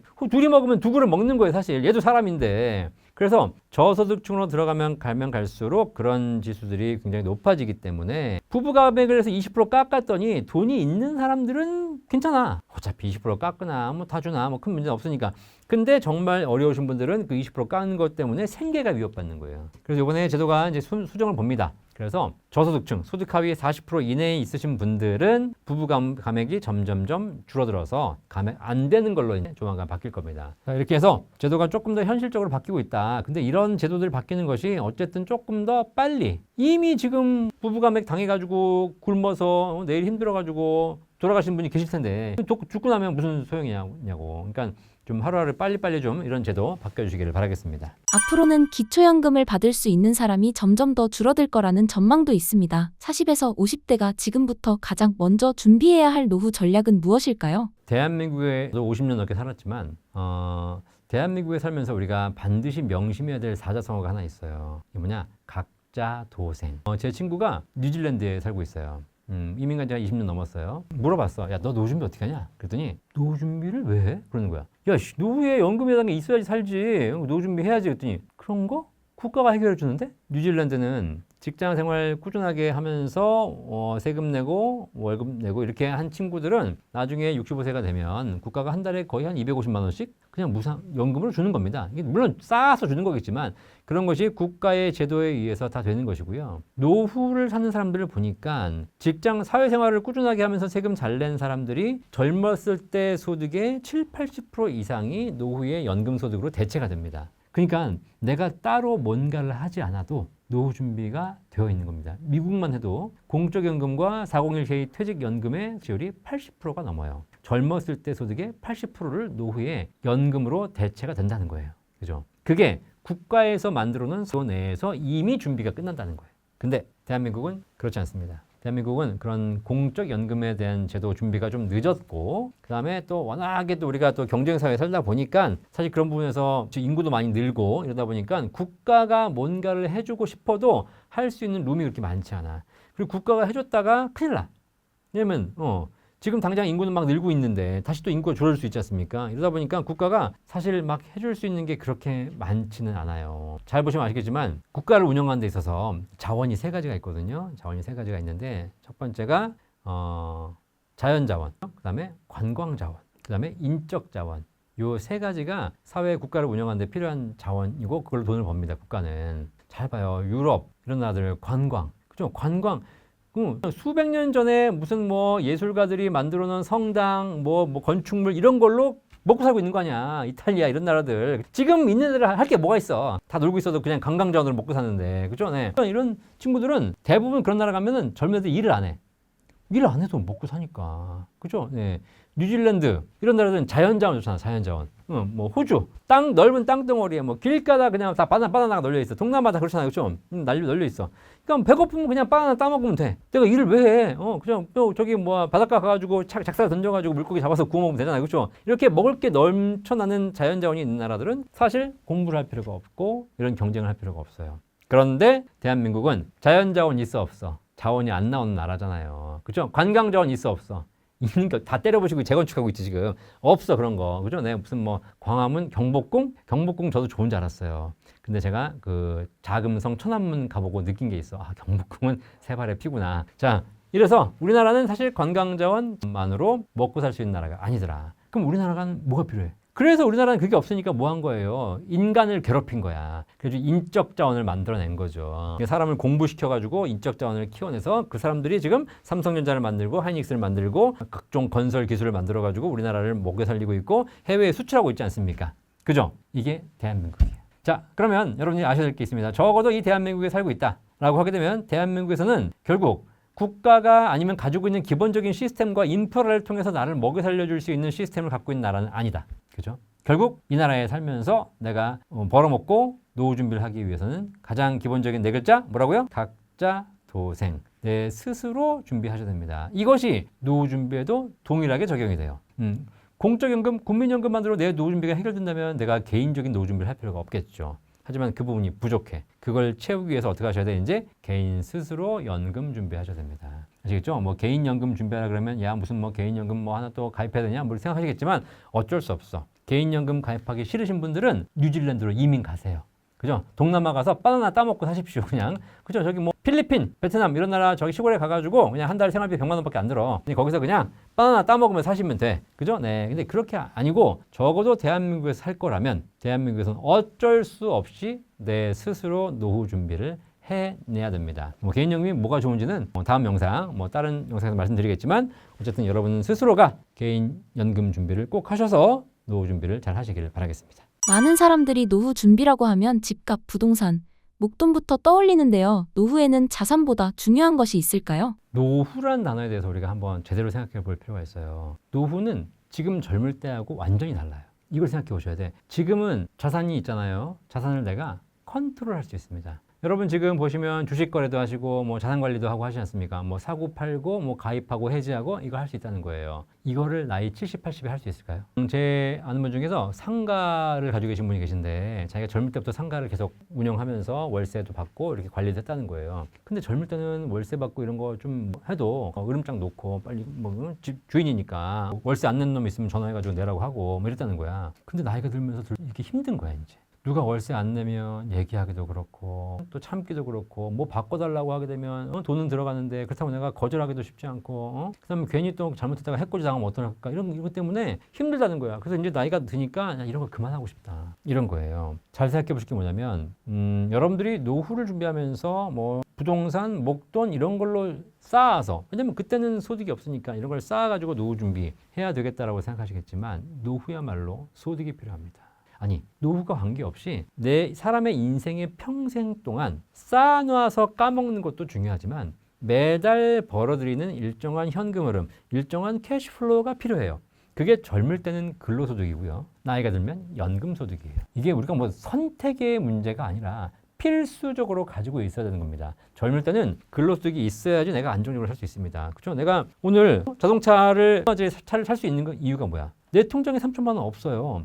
근데 차를 살 수 있는 이유가 뭐냐면 다음 달, 다다음 달 계속 소득이 들어오잖아요. 그걸로 갚으면 되는 것이니까 할부도 내는 것이고 일정 부분 분할해서 살 수 있는 거잖아요. 그죠? 근데 만약에 내가 소득이 없어. 자동차 살 수 있겠어요? 못 사요. 있는 돈에서 살 수 있겠지만 중요한 건 3천이 내 통장에서 빠져나가는 순간 내가 3천만큼 자산이 감소하는데 그러니까 목돈에서 빼서 사야 되는 사람들은 손이 떨려. 그죠? 네. 그래서 자산 가지고 사는 것이 쉽지 않다. 근데 젊을 때도 자산 가지고 쓰는 것이 쉽지 않은데 나이가 들면 더더욱 힘들어집니다. 그래서 여러분들이 혹시라도 노후를 준비하신다면 진지하게 앉아서 내 노후에는 무엇이 더 중요할 것인가를 한번 생각해 보시고 그리고 그걸 생각하면서 노후에 반드시 뭘 준비해라? 매달 들어오는 소득을 확보해야 된다는 겁니다.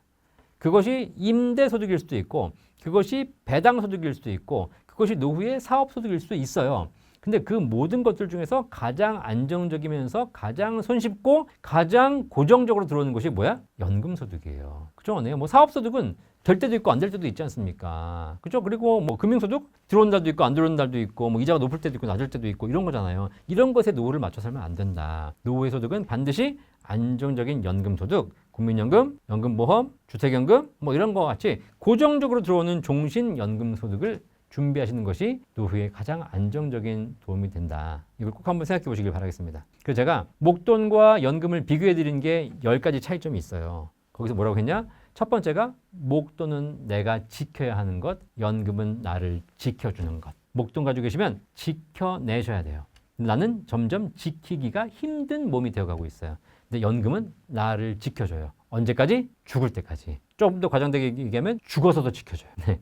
그죠? 네. 죽어서도 사망신고를 안 해. 이런 분들도 계시더라고요. 실제로 노후 파산은 오히려 고소득층이나 대기업 임원 출신들에게 더 많이 나타난다는 이야기도 있습니다. 왜 이런 현상이 일어날까요? 노후에 파산하시는 분들이 있습니다. 노후에 재산이 없어가지고 신용불량자가 되고 빚이 늘어나고 이런 분들이잖아요. 사람들이 그러면 노후 파산이 된다고 하게 되면 제가 한번 여러분께 질문 드립니다. 돈이 없으신 분들이 노후 파산을 할까요? 돈이 있으신 분들이 노후 파산을 할까요? 여기서 수많은 사람들이 생각하기에 돈이 없으니까 노후 파산을 하겠지. 정말 저소득층 분들이 파산하는 거 아니냐라고 하시겠는데 그렇지 않습니다. 노후 파산은 저소득층은 파산하지 않아요. 저소득층은 어차피 쓰는 돈이 얼마 안 돼. 한 달에 어차피 써봐야 50만 원, 100만 원이고요. 그리고 그 정도의 돈은 국가에서 기초적인 지원이 다 됩니다. 대한민국 보시면 기초생계수급자에게 생계급여 지급하고요. 그다음에 기초연금도 일정 부분 주고요. 국민연금도 적게 내시는 분들은 낸돈 대비 가성비가 되게 좋아요.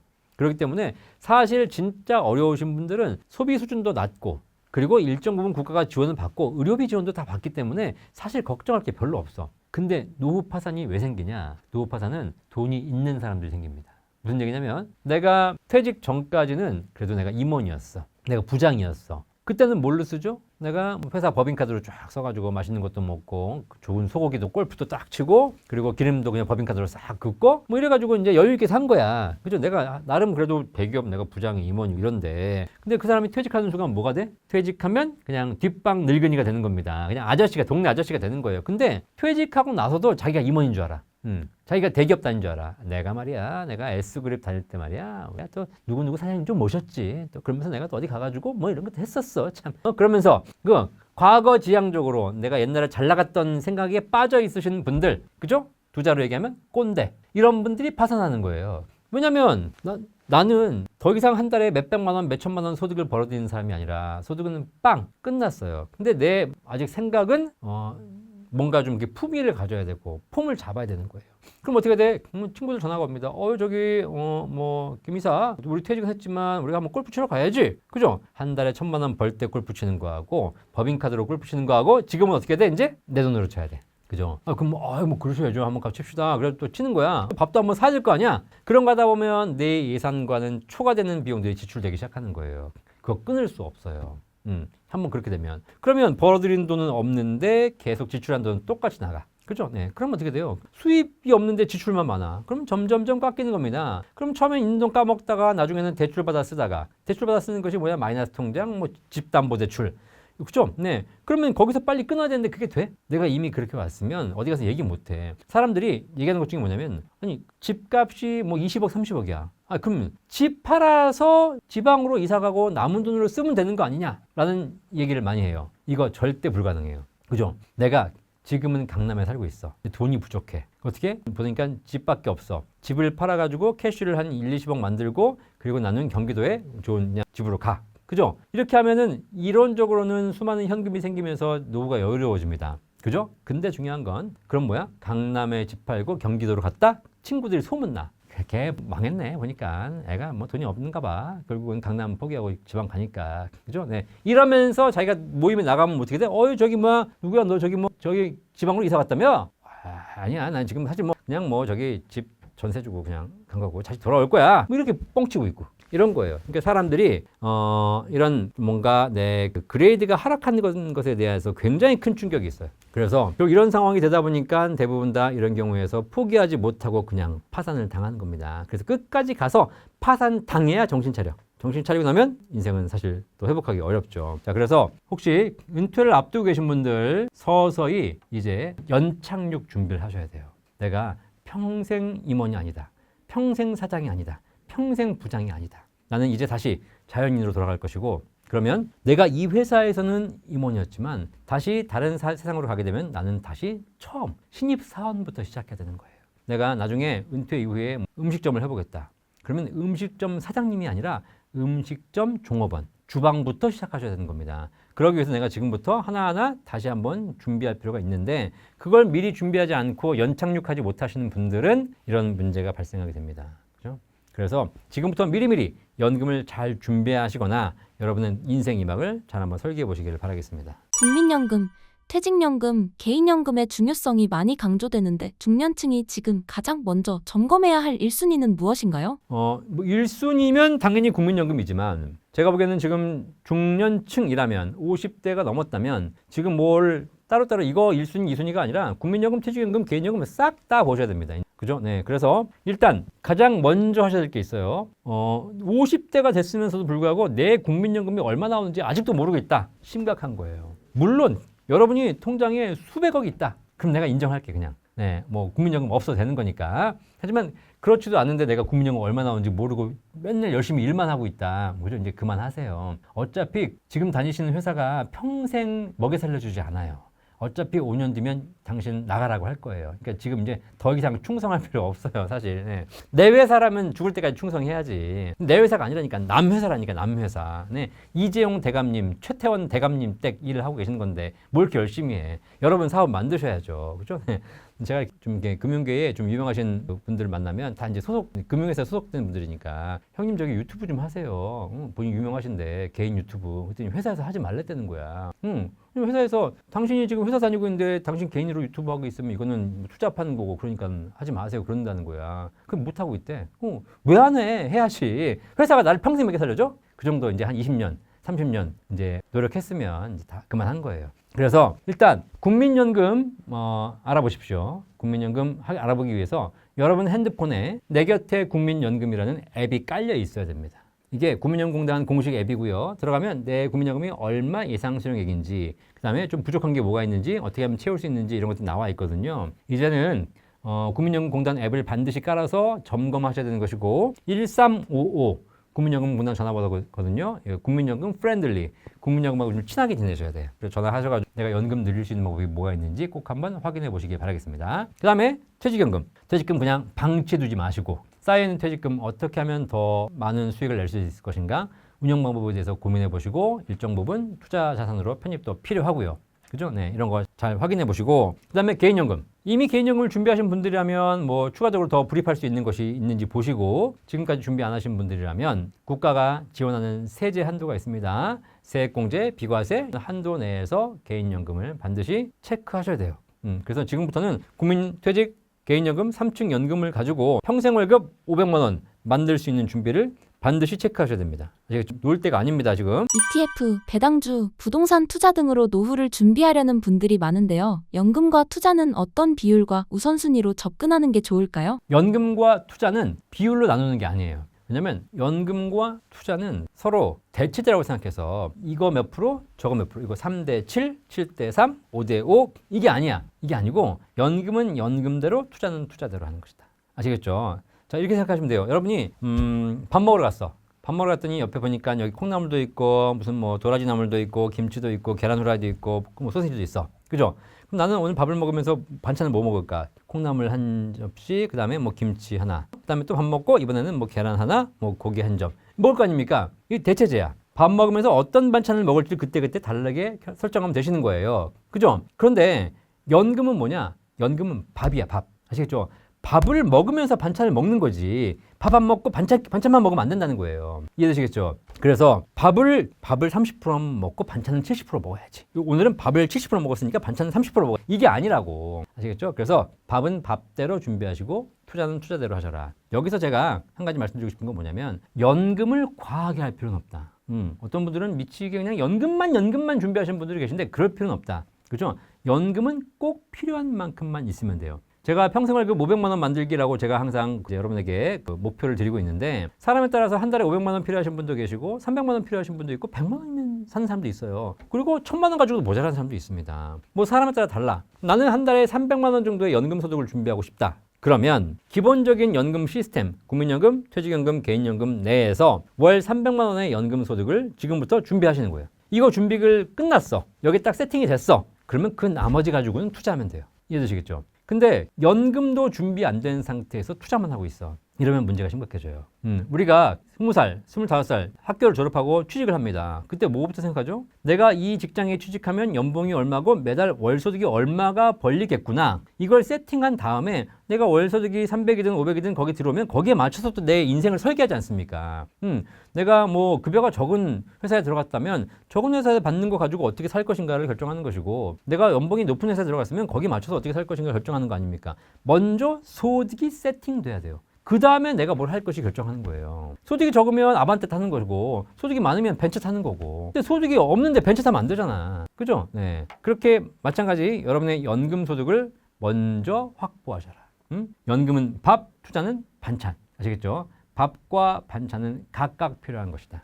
그래서 그런 차원에서 잘 생각해 보시고요. 저는 개인적으로라고 꼭 표현하기 그렇고 반공식적으로 아니면 경험적으로 연금은 투자하면 안 된다. 연금을 준비하는 단계에서는 투자를 해야 됩니다. 하지만 노후에는 연금으로 투자를 하기가 어려운 상황이 되어간다. 그래서 젊을 때는 투자 비중을 높여서 연금저축 IRP 연금 펀드를 통해서 잘 준비하시겠지만 결국은 연금 받을 시기가 다가오고 또 연금 개시 이후가 되면 그 다음부터는 투자 비중을 줄여서 사실 70세, 80세가 되면 투자라는 것 자체를 안 하시는 게 좋아요. 안 하시는 게. 그걸 한번 잘 생각해 보시고요. 제가 목돈과 연금의 10가지 차이점 중에서 뭐라고 얘기한 게 있냐? 이런 게 있어요. 목돈 가진 사람들은 수익률에 투자하지만 연금 가지신 분들은 수명에 투자한다.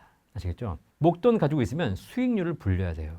근데 수익률을 불리려고 하다 보면 은행에도 가야 되고 투자도 해야 되고 수익도 발생하지만 손실도 발생하죠. 그리고 주식은 매일 오르락 내리락 하지 않습니까? 힘들어요. 그래서 스트레스를 많이 받아. 그죠? 근데 연금을 많이 받는 방법은 뭐냐? 연금을 많이 받는 방법은 수익률을 올리는 것보다 더 중요한 거 수명을 늘리는 거예요. 오래 살면 연금 많이 받아요. 국민연금을 많이 받는 가장 좋은 방법은 뭐예요? 평생 90세 살 거 100세 살아버리는 거야. 100세 살 거 120세 살아버리는 거지. 그죠? 그럼 오래 살려면 내가 지금 뭐 해야 돼? 아침 9시에 주식 켜가지고 빨간색, 파란색 이거 보고 있어야 돼? 이거 보다가 뒷목에 스트레스 받아가지고 돌아가셔. 이거 말고 아침 9시에는 맛있는 거 먹고 운동하고 산책하고 건강을 챙기시면 단 하루, 단 1년이라도 더 사시게 된다. 그럼 연금은 더 많이 받게 돼요. 그래서 우리 연금 준비하시는 분들 자꾸 수익률 중심으로 연금을 준비하지 마시고 수명을 늘리는 방법을 한번 선택해 보십시오. 훨씬 더 많은 연금 받게 될 겁니다. 돈이 많다고 해서 모두가 품위 있게 사는 것은 아니라고 하셨는데요. 대표님이 말씀하시는 진짜 품위 있는 노후는 어떤 삶을 의미하나요? 진짜 행복한 노후, 진짜 품위 있는 노후는 두 가지가 필요해요. 평생 할 일과 평생 소득. 이 두 가지가 준비되신 분들이 노후가 행복합니다. 이건 검증된 진리예요. 여러분이 잘 모르실 뿐이지. 우리는 노후 준비 어떻게 하냐면 노후에 퇴직 뭐죠? 일을 그만두는 겁니다. 일을 그만두고 쌓아놓은 자산, 목돈을 까먹으면서 노후를 보내겠다라는 것이 일반적인 젊은 사람들, 노후 경험이 없는 사람들의 노후 준비 방법입니다. 이거는 180도 잘못 가고 있는 거예요. 실제로 이렇게 준비하신 분들이 노후가 되면 굉장히 당황해요. 실제로 노후를 행복하게 품위 있게 보내신 분들 보면은요, 노후에도 일이 있어요. 혹시 잘 아시는지 모르겠지만 젊을 때는 가장 대우받지 못하는 직업이지만 노후에 가장 대우받는 직업이 뭔지 아세요? 택시기사. 우리가 보통 좋은 직장, 뭐 삼성, LG, 현대 다니면 뭐 대기업 다니니까 되게 좋아하고 뭐 은행 뭐 다니면 되게 훌륭하다. 자식 잘 키웠네. 이렇게 얘기하지 않습니까? 젊을 때 택시기사 한다고 해봐요. 도대체 직업이 좀 불안정하지? 뭐 택시기사 하나? 뭐 이런 거지 않습니까? 그죠? 근데 나이 70 돼 보십시오. 대기업 임원 퇴직하신 분 전부 집에 놀고 있어. 그럼 집에서 노는 순간 어떻게 되냐? 삼식이 돼, 삼식이. 새끼 다 집에서 밥 먹어야 되는 거니까 집에서 좋아해, 싫어해? 좀 빨리빨리 나가지. 맨날 집에 가지고 잔소리하고, 그리고 갈 데도 없고, 이런 거 할 일도 없이 그냥 집안에만 있는 뒷방 늙은이가 되어가는 거 아닙니까? 근데 택시는 자영업입니다. 택시 기사님들은 건강이 허락하는 한 계속 하시는 거야. 자, 근데 70세가 됐는데 내가 아직 택시를 하고 있어. 그럼 집에 있잖아요. 집에 있으면 뭐 어떻게 할 일 없잖아. 나와요, 그냥. 나와가지고 택시 타고 낮에, 밤에도 운전 안 하죠. 위험하니까. 낮에 쭉 한 바퀴 돌아가지고 한 1, 20만 원 벌어. 집에 딱 가가지고 우리 집에 계시는 사모님한테 딱 용돈, 여보 나 돈 벌었어. 20만 원 딱 주는 거야. 그럼 어떻게 돼? 대우가 달라져. 그 배우자께서 젊을 때는 우리 남편이 택시기사여서 별 볼 일 없다고 생각했지만 나이가 들어보니 나이 들어 할 일이 있고 나이 들어 소득을 만들어내는 이 택시기사가 사실 일반 대기업 퇴직해서 집에서 놀고 있는 할아버지보다 훨씬 더 좋은 겁니다. 그래서 여러분들이 좀 생각하실 게 뭐냐면 노후에는 내가 뭔가 좀 손주라든가 자식으로부터 대접도 받고 품위도 있고 주변 사람들에 가서 밥도 사고 이렇게 좀 품위도 즐기고 이러려면 결국은 노후에 소득이 필요하고요. 그 소득이 연금 소득으로 만들어내는 것도 중요하지만 사실 가장 좋은 건 평생 할 일이 있으면 됩니다. 그죠? 근데 우리는 지금까지 사실 조선시대 고려시대를 살펴보면 거의 대부분의 사람들이 평생 일을 했어요. 대부분 농사 짓고 살았지 않습니까? 농사 언제까지 지어요? 농사가 55세가 되면 퇴직하고 그만 짓습니까? 그렇지 않죠. 농사 지으신 분들은 돌아가시기 3일 전까지 농사 짓다 가십니다. 그러니까 다들 평생 일을 가지고 살아왔다는 거야. 그렇기 때문에 은퇴 걱정, 노후 걱정이 없었다라는 거예요. 근데 지금 우리가 사는 사회를 잘 보시면 생산성 중심의 사회, 그리고 기업 중심의 사회에 살다 보니까 이 기업은 생산성이 최고잖아요. 어쨌든 똑같은 에너지를 투입해가지고 더 많은 생산성을 뽑아내야 되지 않습니까? 그런데 20, 30대를 뽑으면 저렴한 월급으로 큰 생산성을 뽑아낼 수 있지만 50대가 넘어가게 되면 월급은 올라가는데 생산성은 얼마 안 나오거든요. 그러니까 이렇게 돈은 많이 들어가는데 생산성이 안 나오는 나이들은 50대를 결국은 때가 되면 내보내는 것. 이것이 퇴직이에요. 우리가 퇴직하면 뭐 좋은 말로 퇴직이라고 하지만 사실 이제 능력이 없어서 잘리는 거지. 그죠? 이러다 보니까 내가 기업체에서 일을 하다가 퇴직을 하고 나니까 할 일이 없는 거죠. 그리고 기업체에 들어가면 할 일이 내가 하고 싶은 일, 내가 잘하는 일을 하는 것이 아니라 회사 사장님이 시키는 일을 해야 되지 않습니까? 그러다 보니까 진짜 내 스킬이 생기지 않는 거예요. 뭐 은행 지점장? 은행 지점장이 동네에선 유지야. 왜냐면 그 동네의 금융회사 제일 큰 은행 지점장이니까 자기가 뭐 예금도 딱 이자도 올려주고 대출도 딱 이렇게 해주고 이런 권리가 있지 않습니까? 그 은행 내에서는 짱이지. 근데 은행 지점장이 퇴직을 해. 할 줄 아는 게 아무것도 없어요. 돈 세는 기술 가지고 뭐 하고 살아? 그죠? 네. 그러니까는 은행 지점장 일 때는 최고지만 잘리는 순간은 아무것도 못하니까 뭐 커피숍이도 하고 있는 거지. 이게 문제예요. 그러다 보니까 노후에 진짜 품위 있게 살려면 내가 평생 할 수 있는 일, 평생 할 수 있는 기술을 만드셔야 된다. 저는 그거를 30대 초반에 깨달았어요. 20대 후반에 깨달았어. 그래서 저는 첫 직장이 대기업이었거든요. LG그룹 공채로 들어가서 있었는데 직장 생활 한 몇 년 하다 보니까 그거야. 이 기술은 평생 먹고 살 수 없어. 여기서 치열하게 경쟁해서 내가 임원까지 올라갈 수는 있겠지만 그러나 퇴직하고 나면 끝이야. 그죠? 그러면 안 되겠다. 내가 평생 먹고 살 수 있는 게 뭔가를 보자. 그래서 나와가지고 금융, 판매, 보험, 펀드, 연금 이런 걸 가지고 지금 하다가 연금 중심으로 지금 전문으로 해버리는 겁니다. 그죠? 저는 대한민국에서 고령화가 지속되는 한 연금에 대한 관심과 상담과 상품은 필요할 것이고 그러면 결국은 그걸 필요하신 분들이 연금 박사를 찾을 수밖에 없는 것이죠. 저는 그걸 공부해서 지금까지 기술을 갖고 있는 것이고 이 연금 박사는 퇴직이 있어 없어? 없어요. 평생 할 거예요. 저한테 어떤 분들이 너 연금 박사인데 연금 얼마 준비됐냐 물어보더라고요. 사실 연금에 대해서 많이 준비해왔기 때문에 지금도 월 500에서 합치면 거의 1,000만 원 가까이 준비를 해가고 있습니다. 그럼 연금 박사는 월 500만 원, 월 1,000만 원 연금 받으니까 좋겠네? 라고 생각하시겠지만 사실 저는 그 연금에 별 관심이 없어요. 왜냐면 저는 이 일을 평생 할 수 있기 때문에.